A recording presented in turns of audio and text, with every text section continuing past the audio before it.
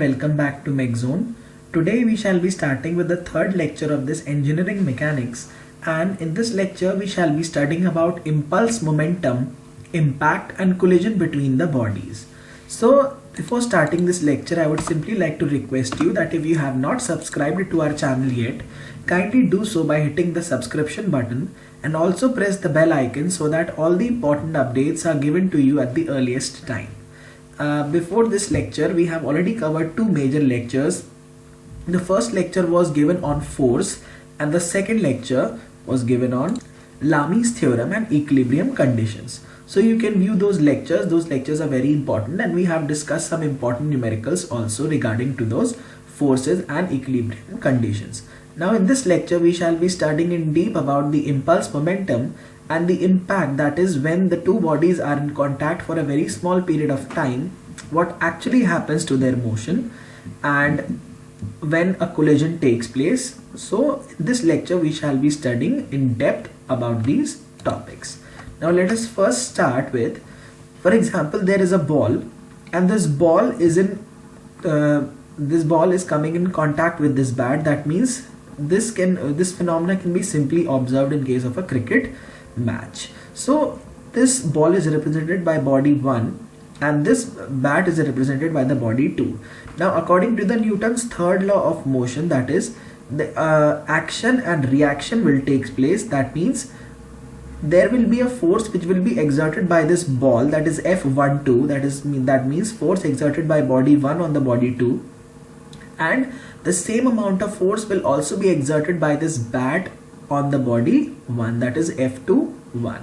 But the contact between these two bodies is actually taking place for a very small interval of time. So the ball is remaining in contact with the bat for a very short duration of time, and during this short interval of time a very large force is exerted by this bat on the ball. Now these forces, that is F12 and F21, are equal in magnitude but they are opposite in direction. That means the ball is exerting this F12 in the rightward direction and the bat is exerting this force F21 in the leftward direction. Now this force which is applied for a very small interval of time, it is called as the impulsive force. And the product of this force and the time interval for which this force is acting is called as the impulse of the force. So impulse is actually represented by F delta t, where delta t is the very small interval of time during which the contact or the collision is taking place. And we know that the linear momentum is actually the product of the mass and the linear velocity. However, we also have angular momentum where we are using mass and the angular velocity. And V in upward direction, for our convenience, velocity when it is going upward or in the upward direction, it is taken as positive, and in the downward direction it will be considered as negative. So if we recall our Newton's second law, so F is equals to ma is actually the direct result from the Newton's second law, that is the rate of change of linear momentum is directly proportional to the force applied, and the change in momentum takes place in the direction of the applied force.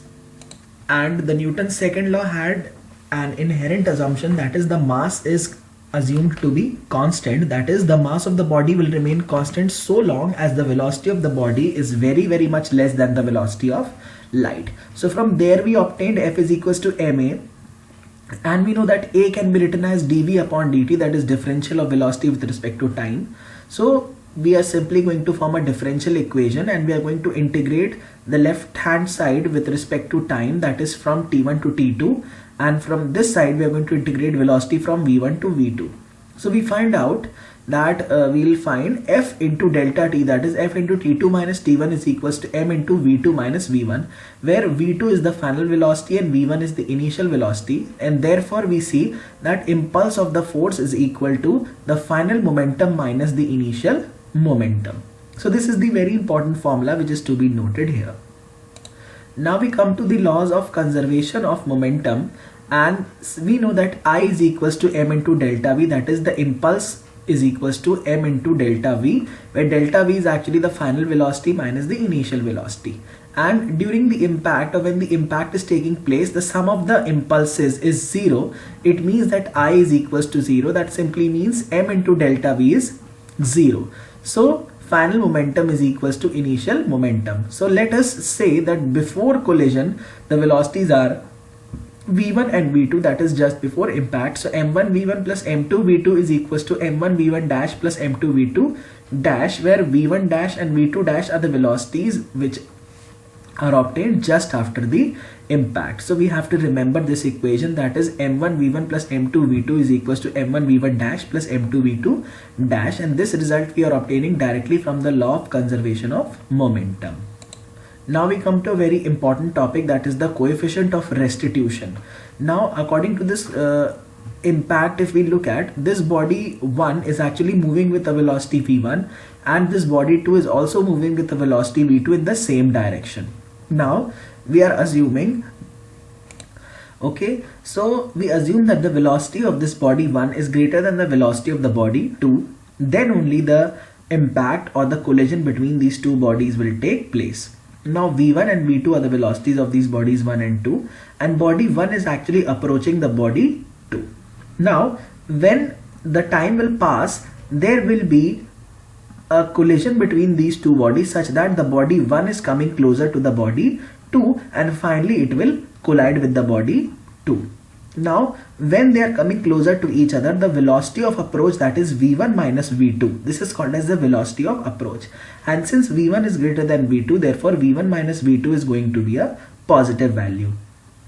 Okay, now this diagram represents before collision condition and this represents after collision condition. So after collision, let us assume or let us take that the velocity of this body 1 is v1 dash, and after collision the velocity of this body 2 is v2 dash. Now after impact, if separation has to take place, that means if these two bodies are to be separated after the impact, then v2 dash must be greater than v1 dash. अगर ऐसा नहीं हुआ, अगर दोनों देख यहाँ पर condition अगर ये आ गई कि v1 डैश अगर v2 डैश से बड़ी हो गई तो ये बॉडीज कभी भी सेपरेट नहीं हो पाएंगी और हमें चाहिए दोनों सेपरेट हो जाए. तो सेपरेट होने के लिए v2 dash should be greater than v1 dash for the separation to take place, and this v2 dash minus v1 dash is called as the velocity of separation. Now the coefficient of restitution is simply defined as the ratio of the velocity of separation to the velocity of approach. Okay, so this is v2 dash minus v1 dash upon v1 minus v2. So what we are going to do is we are going to take negative sign common in the denominator. So negative sign comes here and we are obtaining v2 dash minus v1 dash upon v2 minus v1. So 2 2 1 1 आ गया, तो ये formula हम लोग easily remember कर सकते हैं. ठीक है, तो अगर कोएफिशिएंट ऑफ रेस्टिट्यूशन E की वैल्यू 1 है, then it is called as the perfectly elastic impact. So ये अक्सर कभी भी पूछा जा सकता है हमें कि what would be the value of E for perfectly elastic impact, for perfectly plastic impact and for a semi-elastic impact. So for a perfectly elastic impact, the value of E is equal to 1. That means v2 dash minus v1 dash is equals to v2 minus v1. And for a perfectly plastic impact, this v2 dash minus v1 dash is equals to 0. Okay, and for the semi-elastic impact, the value of E will lie between 0 and 1. So this is a very important slide and we must have a note of all these formulas and these three conditions which have been given. Now let us say that the value of E is coming out to be 0. So from here v2 dash is equal v2 dash minus v1 dash upon v2 minus v1, this is equals to 0, and hence we obtain that v2 dash is equals to v1 dash and let it be v dash, and this v dash is nothing but it is the common velocity after impact. So if we write m1 v1 plus m2 v2 is equals to m1 v1 dash plus m2 v2 dash. So instead of v1 dash and v2 dash, we write simply v dash. So from here the v dash is equals to m1 v1 plus m2 v2 upon m1 plus m2. So this is an important formula and we are expecting one question in GATE from this section of coefficient of restitution this year. So this is a very important topic. Now we are going to classify the types of impacts which are taking place, and the impacts which are taking place are actually dependent upon the direction of the velocities also. So let us say that these two bodies are having a collision in between them such that this is the line of impact, that is along this line the impact is taking place, and this is the point of impact. This is called as the point of impact and this is the line of impact. And here we are having the two circular bodies in contact where we draw a normal at the circumference of the circle. Here we are drawing a normal at the circumference of the circle, and the direction after the impact is governed by the masses and the initial velocity, and after impact the bodies may move in any direction. So the direction in which these bodies will move after impact is actually governed by the masses along with their initial velocity. So यहाँ पर हमारा initial velocities का भी importance है और हमारे masses का भी importance है कि ये दो factors हमारे decide करेंगे कि हमारी bodies after collision किस direction में move करेंगी. So let us take the first condition where m1 is greater than m2 and v1 is greater than v2. ठीक है, इस बॉडी का मास ज्यादा है, इस बॉडी का मास कम है, और ये ज्यादा वेलोसिटी से चल रही है और ये कम वेलोसिटी से चल रही है. तो बोथ बॉडीज मे मूव राइटवर्ड आफ्टर इम्पैक्ट. हो सकता है दोनों बॉडीज राइटवर्ड चली जाए आफ्टर इम्पैक्ट. ठीक है, और ये हमने जो इनिशियल कंडीशन माना है, both bodies are moving towards each other before the impact वाला कंडीशन है. Let us take the next condition, that is mass of the body 2 is greater and velocity of the body 2 is greater. So after impact it is possible that the bodies may move leftward. ठीक है, मैंने may move लिखा है, हो सकता है, जरूरी नहीं है कि ऐसा ही होगा. ठीक है, इट डिपेंड करेगा कई सारे इनिशियल वेलोसिटीज पे, बिल्कुल डिपेंड करता है. तो यहाँ पर हमने देखा जब m1 ज्यादा होगा और v1 ज्यादा होगा तो they will move rightward, m2 ज्यादा होगा और v2 ज्यादा होगा तो दे विल मूव लेफ्टवर्ड. और अगर ऐसा हो गया कि हमारे दोनों मासेस नियरली सेम हो गए, या फिर there is a very little bit of difference in between the two masses of the bodies, and उसके बाद क्या होगा, depending upon the velocities the possibilities are that the body 1 may move left and the body may move right after impact. तो हो सकता है कि body 2 जो है हमारी वो राइट में मूव कर जाए, बॉडी 1 जो है हमारी वो लेफ्ट में भी मूव कर सकती है. इन सच impact when the velocities of the bodies are collinear and parallel to the line of impact. Collinear means they are lying along the same line and parallel to the line of impact, such that this type of impact is called as the direct impact. So a direct impact is one in which the velocities are actually parallel to the line of contact and they are also collinear. ठीक है, तो यहां पर अगर हमारा हम coefficient of restitution evaluate करें, सो वही हो जाएगा v2 dash minus v1 dash upon v2 minus v1 with a negative sign in the outward. मतलब यहां पर हम बाहर नेगेटिव साइन हमने कॉमन ले लिया. Now this is actually a case where it is representing that the two bodies are not coming towards each other along a single line, but they are coming towards each other from some different direction. So this above case is representing the case where the velocities before and after impact are not collinear with the line of impact, and hence such types of impact are called as the direct impacts. So in the previous example we learned what are direct impacts, that is the velocities are collinear and parallel to the line of action, but here the velocities are neither parallel nor collinear with the line of impact, and such type of impact is called as the indirect impact. Now what we will do is we will resolve these velocities along the x and the y directions. So in this diagram I have resolved these velocities, that is v1x, v1 dash x, v1y, v1 dash y, v2y, v2 dash y, v2x, v2 dash x. So these are the resolution, or we are simply resolving these velocities in the x and the y directions.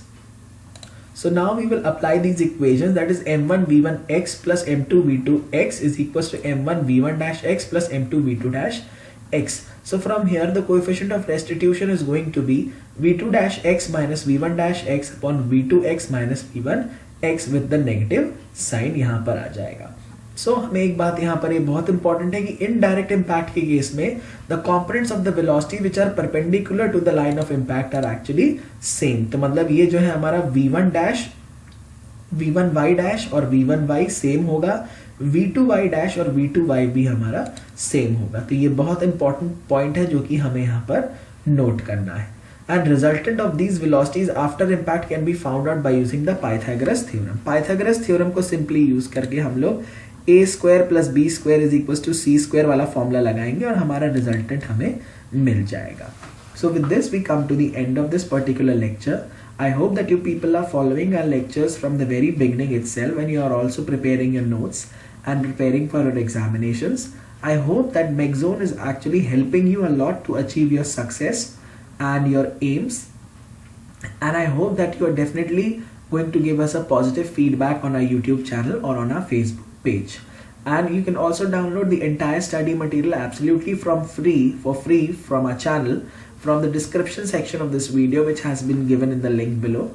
So with this, I give a full stop to this lecture, and in the next lecture we shall be starting with the most important topic of engineering mechanics, that is frames and trusses. So thank you so much for today.